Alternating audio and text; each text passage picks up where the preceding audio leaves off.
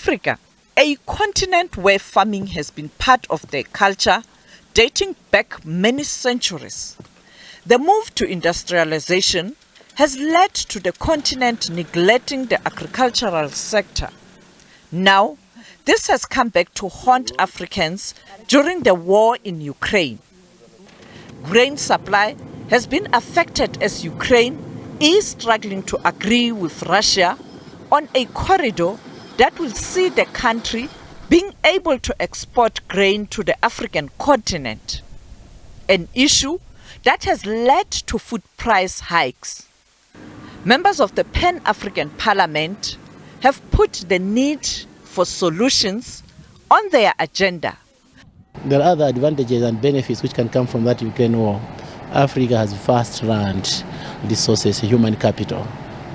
What is required is organization and management to put things through so that we can actually, within 8 months, Africa could do much, much better, but we have not been focused in terms of realigning ourselves to what we really need and what should be done. There is no other eminent challenge to the whole of Africa if it is not food security. It's a matter that needs to be ventilated by the national or parliamentarians of the African continent to see how we can find first enough imports to be able to cushion the problem that is experienced by Ukraine and Russia.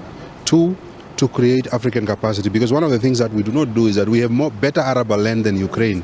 We have better water, we have better ecology, but we have not mechanized agriculture. So I think it's a parliament that is consultative at this point in time. A model law must be brought up to address food sustainability and food security on the continent, because you can't depend on two countries fighting and the whole of Africa is going to be affected the worse than any other country. So it's a very important matter. The South African president has just returned from the G7 summit where this matter was also discussed.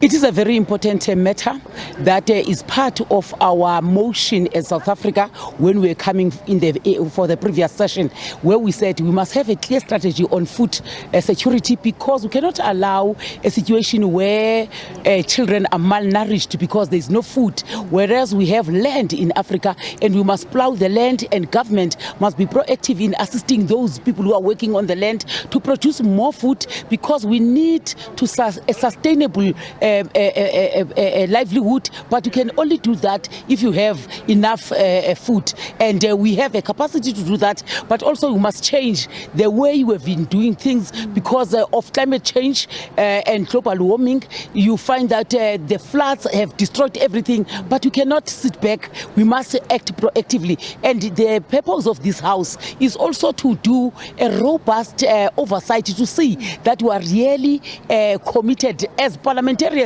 in ensuring that people are fed. We should be using our land to produce for ourselves, but the reality is that most of the things that we're producing are a subject of off-take agreements. We produce them here, they get processed somewhere and then brought back to us. So we need to produce here, process here, and then feed ourselves first as a priority.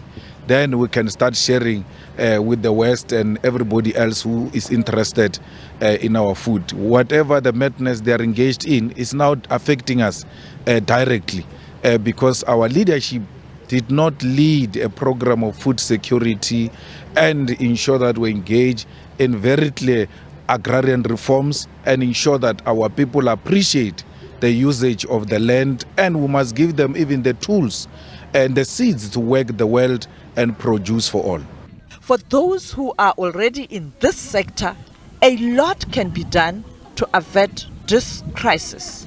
I've always described that poverty has always been our number one enemy. Then when we got the COVID, it was then now coming to partner with our number one enemy. Now with the war in Ukraine, we are actually finished. I cannot call upon the governments and more importantly, the parliamentarians that we really need now to really focus more than ever on issues of food security. We're having power challenges, we're having infrastructural challenges, we have lots of problems on the continent, and we really need to now start focusing on those so that we can ensure food sovereignty for each and every single individual. Sophie Mkwena, SABC News, Johannesburg.